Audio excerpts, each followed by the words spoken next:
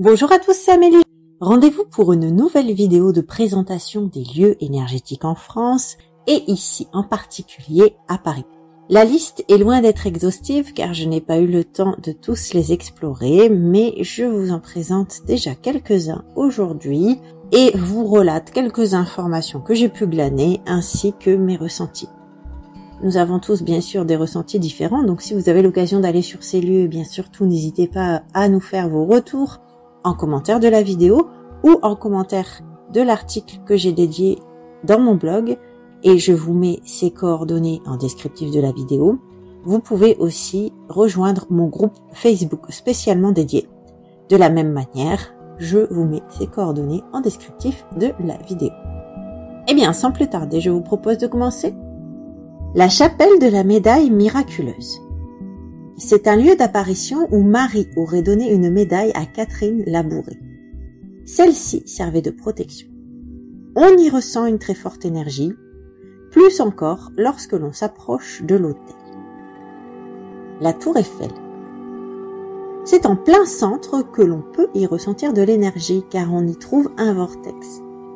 Comme pour les grandes croix métalliques, elle se trouve près des églises et donc cette tour a dû probablement être construite pour purifier les charges émotionnelles des habitants. L'Arc de Triomphe. C'est au centre sous l'arche que l'on ressent de l'énergie. J'ai particulièrement ressenti une lourdeur dans les jambes comme si mes pieds étaient aimantés. Il y aurait en effet plusieurs cheminées cosmotelluriques sous l'arche près de la tombe du soldat inconnu. La Grande Arche de la Défense. Cette arche est vibrante et connectée à une ligne de lait allant jusqu'au Louvre. D'après le décodage de l'aigle de Normandie, elle a une forme cubique qui fait référence à un futur encore plus matérialiste. Pour ma part, je n'ai rien ressenti de particulier sous l'arche, à moins que je ne me sois pas placée au bon endroit. La Madeleine. Elle est traversée par le courant tellurique Bourgogne-Normandie. Elle est en tout cas très jolie et on s'y sent très bien, comme à la maison.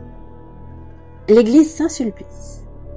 Le courant tellurique Reims-Chartres traverse cette église. L'obélisque serait particulièrement énergétique. Toutefois, bien que le cherchant, je ne l'ai pas trouvé et n'ai pu avoir de grands ressentis. Le Panthéon. Le Panthéon serait un centre énergétique pour les francs-maçons. Je n'ai pas eu le temps de m'y rendre pour vous livrer mes ressentis. Église Saint-Étienne-du-Mont. Elle est traversée par le courant tellurique Bourgogne-Normandie, mais je n'ai pas eu cependant de ressenti particulier. Église Saint-Séverin. Vous pourrez y trouver une colonne torsadée derrière le chœur qui dégage de l'énergie. Il s'y trouve un vortex dont l'autre spire est relié à la cathédrale de Paris. Il est toutefois recommandé d'être prudent concernant la chapelle du Saint-Sacrement qui est réputée être polluée énergétiquement.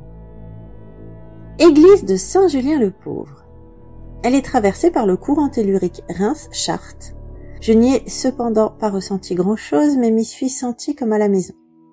De plus, son décor est très chaleureux. Ne la manquez surtout pas. Notre-Dame de Paris. L'église est le centre d'un vortex de type 3 derrière le maître d'autel. Malheureusement, je n'ai pu la visiter car elle était en travaux. La Sainte-Chapelle. On y trouverait une forte énergie sous le chier dans la chapelle haute. On pourrait la ressentir au niveau de la statue de Saint-Louis. N'ayant pu la visiter, je ne peux toutefois vous le confirmer. La Tour Saint-Jacques. Elle est traversée par le courant tellurique Bourgogne-Normandie. Malheureusement, elle était entourée de grilles et était fermée lors de mon séjour. Le monument des droits de l'homme. Il est décrit comme étant un monument maçonnique vibrant. Le monument est en effet rempli de symboles francs-maçons. Pour Didier Coillac et Julie Couvreur, ce monument ferait référence à la venue des habitants du Serpentaire. Il évoquerait aussi le châtiment des Néphilim qui s'étaient accouplés avec les terriennes et leur avaient révélé leurs secrets alors que c'était interdit. Je n'ai rien ressenti de particulier aux alentours du bâtiment. Peut-être aurait-on un meilleur ressenti à l'intérieur, mais c'est évidemment fermé.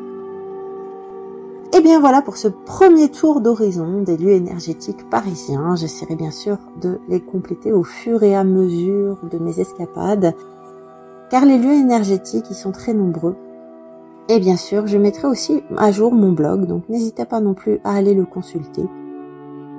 En attendant, j'espère que cette vidéo vous aura plu. N'hésitez pas pour vos retours, commentaires, et je vous dis à très bientôt pour d'autres vidéos.